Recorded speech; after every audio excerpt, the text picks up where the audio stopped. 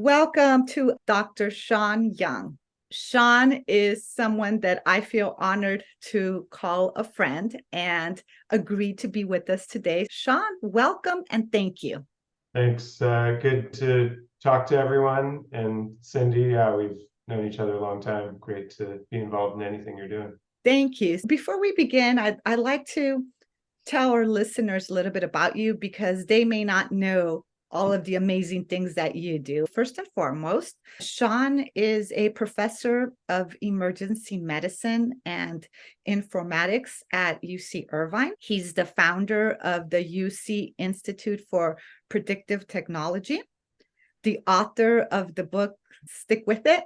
His focus is technology and psychology. He uses social media to understand human behavior as well as to help with public health, such as the AIDS crisis, the opioids crisis, and looking at substance abuse. Now, this one was a bit overwhelming and shocking, but not surprising. You have over 163 publications and, of course, multiple grants. That is impressive for anybody, but it's certainly more than impressive for someone who is so young, as well as very much so involved as an educator and a family man. How have you managed to do all of that and more?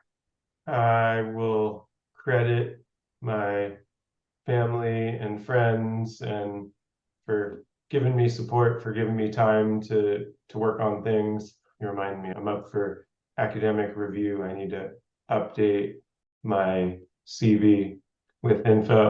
I've been fortunate enough to always do what I want to be doing. There's different things happening at the same time. One of them is in behavior as a psychologist and behavioral researcher. They have animals that we're trying to get food or a rat in a cage that's running. And I'm kind of like that with things that I want to accomplish. So let me do the next thing and another thing. So it's important for me to figure out where I'm going because I could get lost and get excited about anything and just little things along the way, like another paper.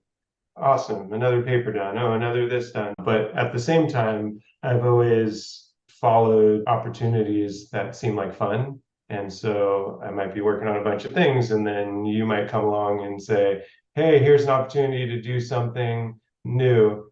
And especially if it's something that I have no experience with, that's always been the most exciting. Like the things that I'm thinking about right now that I'm most excited about are things that I have no training for and are completely different. I've always done that throughout life, despite people telling me you got to focus on something and stay with something. But I like learning.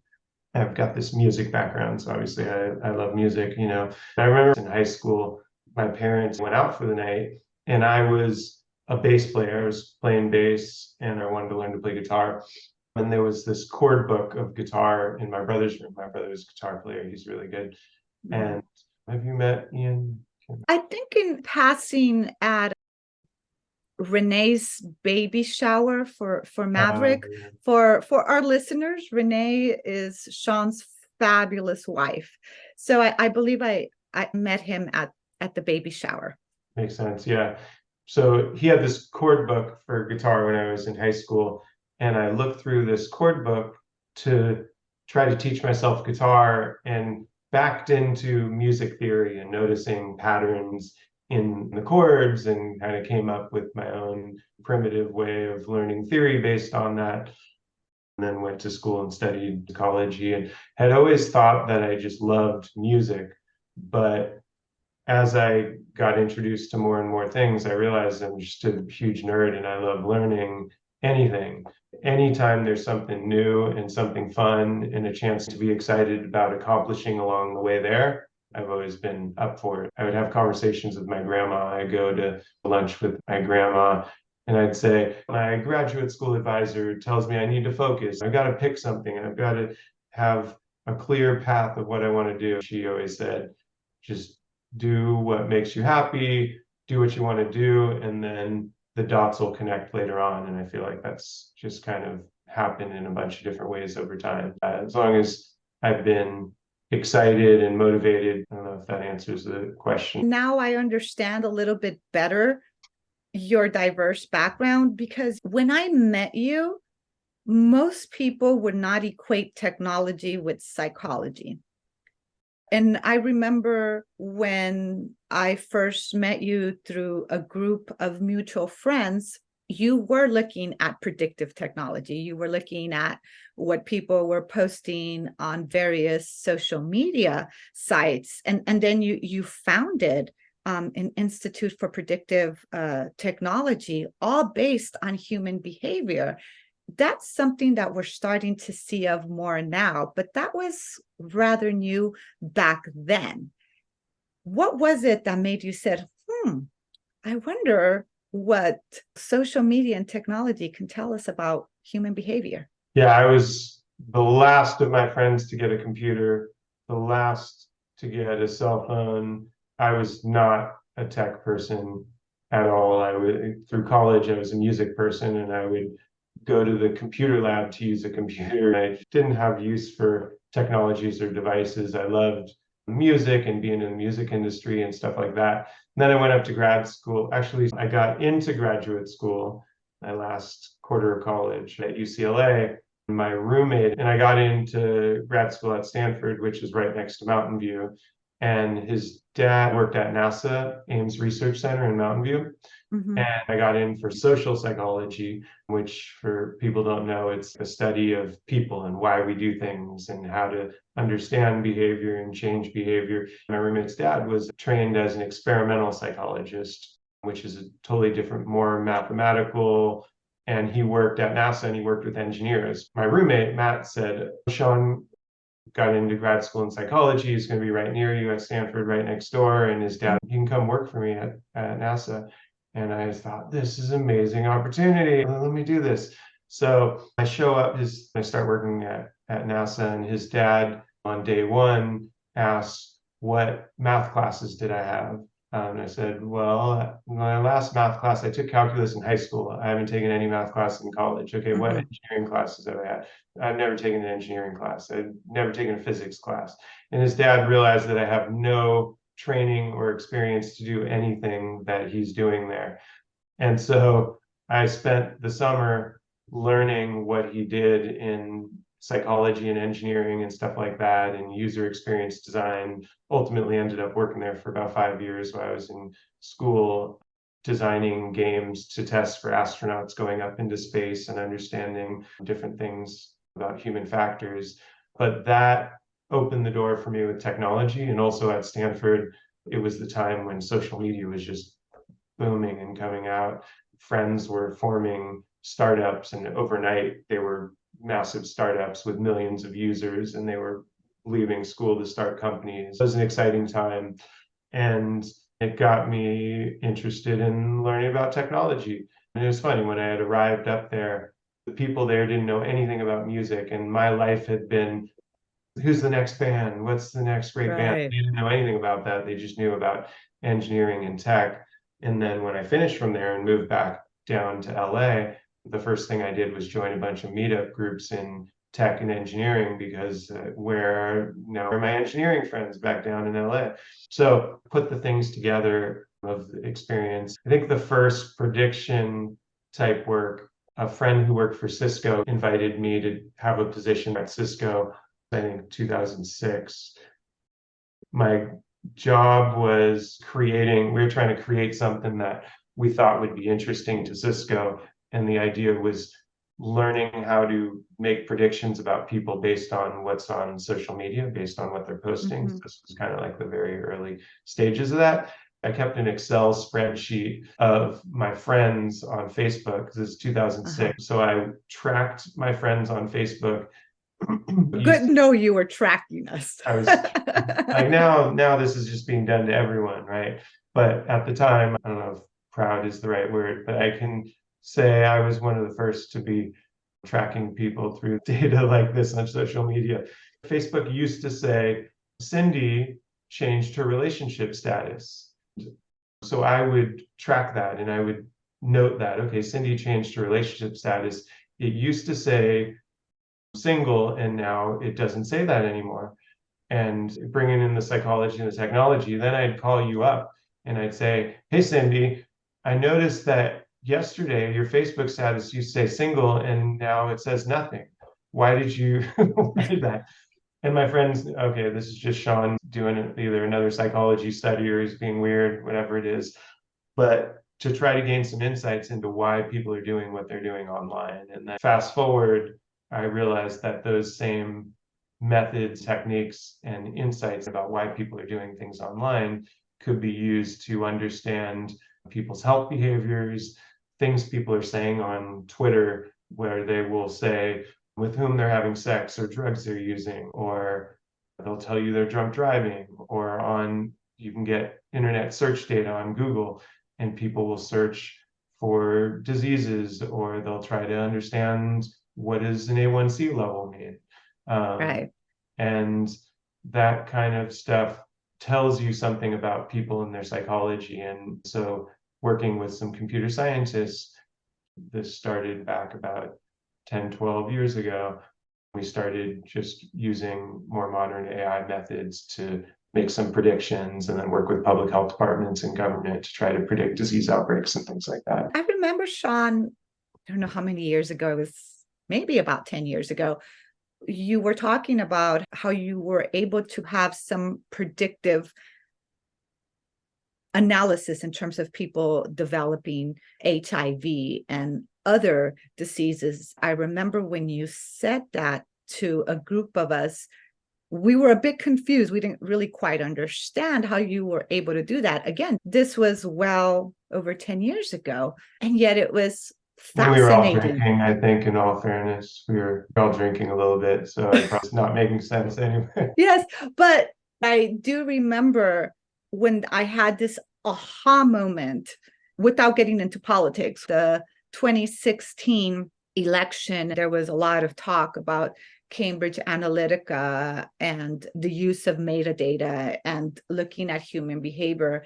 And that's when I said, this is what Sean is doing, but he's applying it to health. He's applying human behavior to understanding the psychology of health and of choices that our people are doing. And not only that, he was doing it years before Cambridge Analytica. So you were a bit ahead of the curve. And it's quite fascinating that you're able to use this metadata and look at human behavior and not just say, okay, this is the likelihood that that people will acquire a certain disease or will use drugs.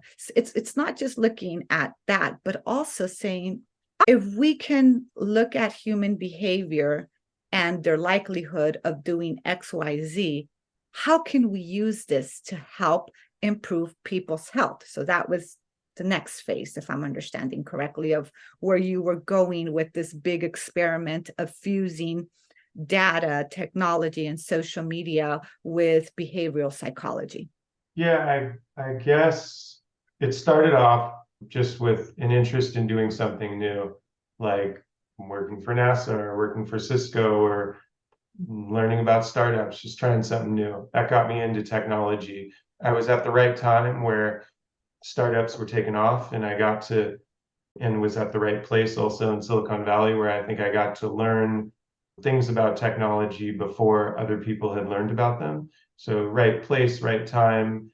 And I was in the field of academia where, especially in medicine, you need to fund yourself through getting grants. And people are excited to fund grants that are new ideas. So I took some of these new ideas and was fortunate enough to get funding for grants for it. And then that started research in this area. And I've always been driven by some interest in helping society and helping the world. I feel like what's our point in living if we're not going to be doing things to help other people in society? I feel so lucky to be who I am and to have been raised the way I am. And it's not as much specifically things that I've done, it's what my family and their family, as we talk about background and things like that, it's what has been passed down to me. And so I feel like I owe it to continue to try to do things that'll help other people. Medicine's always been a big thing in my family. like everyone's a doctor. And so the logical place for me to try to apply my interest in what I learned is in health and medicine. So I started working in these areas and trying to do it. And it's exciting, it's fun, but it's a huge challenge. We won't get into the challenges or the problems, but I don't want to make it as easy enough to say like, oh, this is just something I've been doing a long time and it works perfectly. There are a lot of challenges and places to go in the future with this and AI in general and all kinds of things. But it's exciting, especially now as AI continues to take off more. It's gotten a lot easier to talk about. 10 years ago, it was hard to explain to people what I was doing. Right. And I remember being one of those people saying, wow, that's different, but interesting. I can say I understood conceptually what you were doing, but I didn't fully grasp it on a practical level. And now I do, because that's what time does. It gives us that distance. You're able to make things become tangible in ways that are not when it's first theoretical. So, for example, you work on a hackathon in terms of helping people address substance abuse. Can you tell us a little bit about that? Yeah, and the AI is, I sort of backed into it. I was always interested in how do we change people's behavior, get people to be healthier, do things that have been prescribed to them to help them, and then realize that one of the reasons why people don't do things that we want to do or that are good to do is we don't have enough information or enough data. And so with the field of AI and all social media data and all this, I got into that because I was excited about the computer science and statistical methods. But ultimately, I'm most interested in, or have at least in the past been most interested in, how to change people's behavior. The hackathons, that just another thing that came about for fun. I would participate in them, and it was when I was playing in a band, I loved was the creating music was something I would come up with an idea, let's say for a song, and then I would play it for my brother or another bandmate or someone, and they would then add their ideas to it. And ultimately, the song that was created was way better. It was better than the sum of the parts. So you'd have this exciting thing coming together where you all were able to contribute and make something you're all really proud of that was much better than any one of you individually could do. And that's why I never went off by myself as a musician, because I really like the collaborative part of it. And then in startups, I got involved with startups for the same type of reason, where I found that it was pretty similar, that you're working with other people coming up with ideas for products that are better than I could come up with myself. So I started participating in hackathons, and hackathons are similar. You form teams and really quickly come up with an idea. And it was a lot of fun. So I pitched a class and I taught that. At the time it was pretty new. And so it was able to get me in the door to work with some big and reputable organizations and government. I think, like our behavioral interventions, which are rooted in teaching people with health conditions or diseases, teaching them to be able to empower other people to change their health. It's not a doctor saying you need to do this, it's patients helping other patients. And the hackathons are kind of similar. It's all come together, people from diverse areas. We need people from different diverse areas. If we're trying to solve a healthcare problem, we need, not just doctors or health providers. We need patients. We need government people. We need people who understand the ethics. We need everyone. And that makes it exciting and fun and very collaborative. And also a way to leverage the technology and the data that you've been gathering, if I'm understanding correctly. Yeah, it depends on the hack. There are different types of hackathons. We just did one a couple of weeks ago with National Academy of Medicine on STI prevention, where one of them we give data to them and they run some AI stuff and modeling, and the other one they build some software. So they can be different things. Nice, nice. And I think it's amazing when you have this hindsight, this distance. In academia, we like distance because that's what helps us understand data. You can look back and say, yes, this all started 10 years ago when social media was coming of age, when we were looking at behavioral medicine. And yet, that's not very long ago. When we actually look at it from a larger social historical perspective, technology is still in its infancy stage, even though we think it's not. We don't know what things are going to be developed and how that will affect different areas in terms of whether it's medicine, whether it's entertainment, or what have you not. That's very exciting. At the same time, there are human behaviors that can be understood through these predictive models, but are also older than these predictive models. And you wrote a book called Stick With It. You bring in a fusion of older traditional models with these new models. Can you tell us about your book, Stick With It, and why you wrote it? There are a bunch of different reasons. There's the reason to help people, which was people wanted feedback on how to change their behavior, and the information out there was either too dense, it was in research articles, and it was hard recommending that to people, or the books that were out there, I think, didn't really do justice, or some of them even frustrated me. Then there were some personal reasons, just in why don't people do things that are good for them. And then there's the career. Like I said, I like checking off boxes, and I saw a friend wrote a book, and in a conversation with my uncle, he said, the next thing you should do for your career to really make yourself known is write a book. I thought, okay, let me do that. Well, I planned on doing that. I planned on writing a book over the summer. And then 2 years later, it finally finished. I learned so much, and the process of it is very different than I thought it would be, writing a book. So the idea behind it, and I pitched him a few different ideas. One of the ideas actually was AI, based on the work we were doing. And he said, no, people are too scared of AI. Don't write a book on that. People don't want to buy something that's going to scare them. So he ultimately steered me in this direction. And the idea is how to get others and ourselves to change our behavior, do things differently, because typically we're told if we want to do something that's good for us, let's say we want to exercise, or we want to read more books, or we want to we're typically told if we don't do it, it's because there's something wrong with us. Right. Either we're flawed as a person, or we're told learn how to be like Cindy. She's good at everything, and then it makes us feel bad about ourselves. And then there are other ideas of, oh, you should. There was a book about habits. Oh, you should change your habits, but most of the things that we do, habits are things that are unconscious. We're not even aware of what we're doing. So most of the things we do aren't even habits. So I wrote this book with the idea of sets of tools in psychology that we can use for how to change behavior. And so I took 80 years of psychological research and put them into 7 different categories of how to change behavior.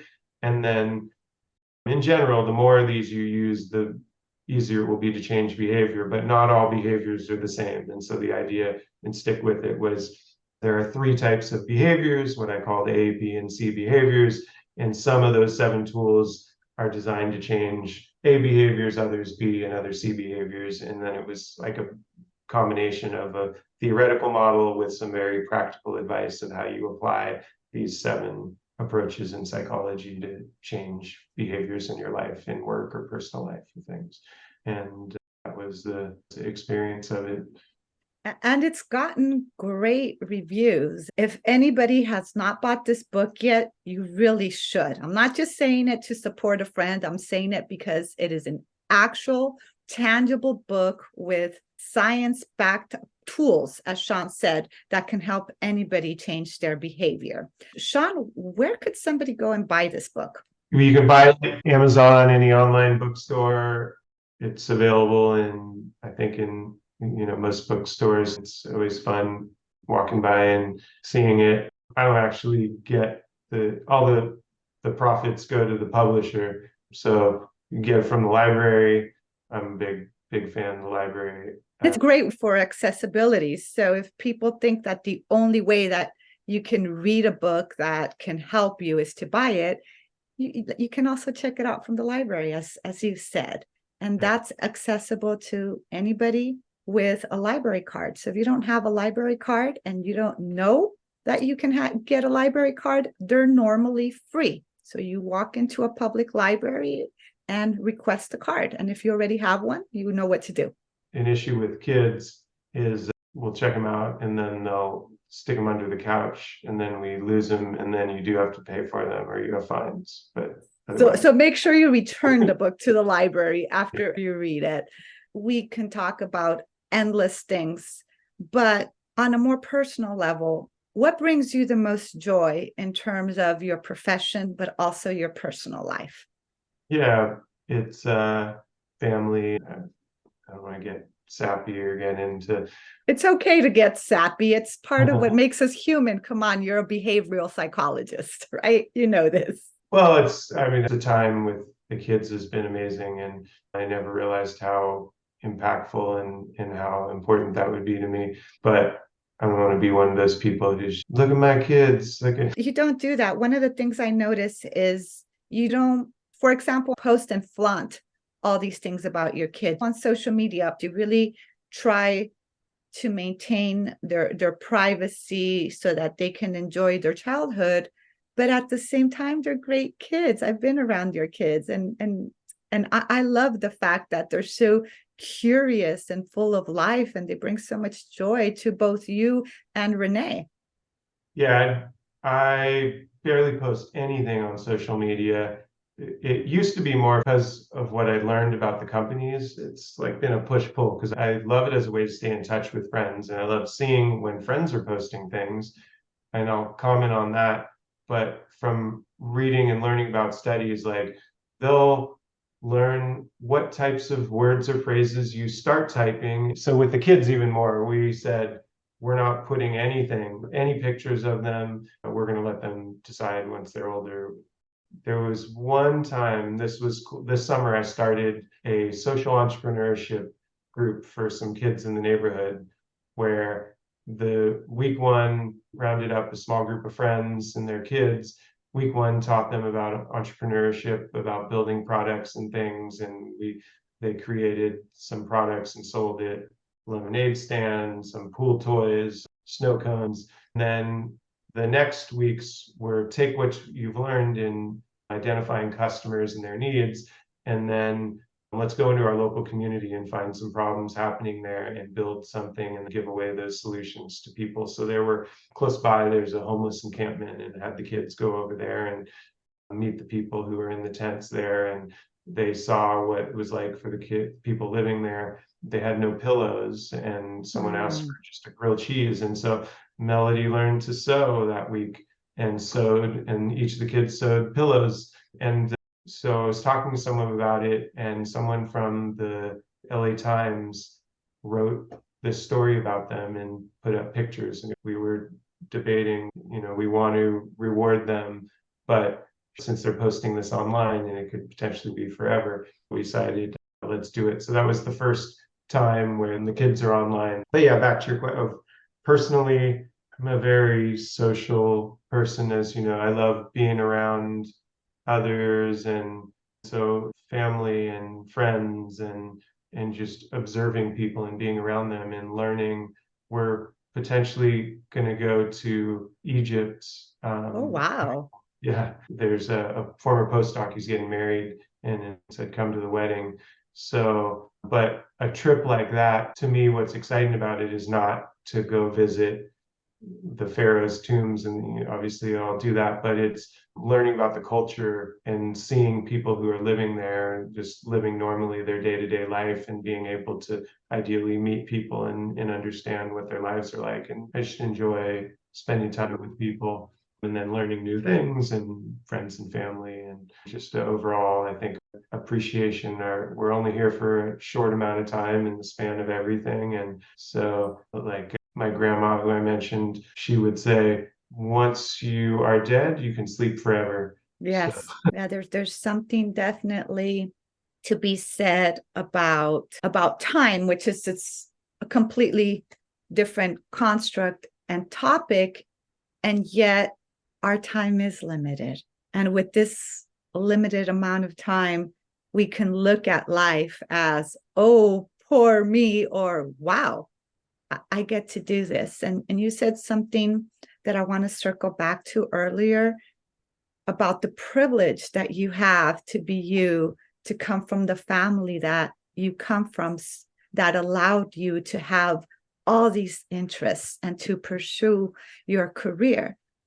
We sometimes forget about those privileges and how lucky we are. And I also feel privileged to be sitting here in this chair talking to you, and also talking to other guests that come on, and learn a little bit about them and be able to talk to the world and share with the world about the things that we do and bring us joy. That's part of that human experience, right? This concept of really enjoying people. So I want to say thank you, because I really enjoyed hearing about how you got started, because I didn't know this. I knew what you did, but I didn't know all this extra back history. So thank you very much for sharing that with me and our listeners. I'd like to ask you one final question or two, which is basically, what advice, as the human first and foremost, because this podcast is about our humanity, and secondly, as a social scientist, as a behavioral psychologist, and as the techie, even though you didn't start off as a techie, what advice can you give to people in terms of living their life, making the best of this life that we have now, so that we can enjoy the ride, but also positively impact people? I don't know who I am to give advice, but I guess I'll try to say something that's not already been said, like people should do what they want to do, or they should, those are obviously true, I believe. But maybe from some insights from psychology, we probably, all of us, know what we want to do, or we can think of what we want to do, but there are things that are stopping us from doing it.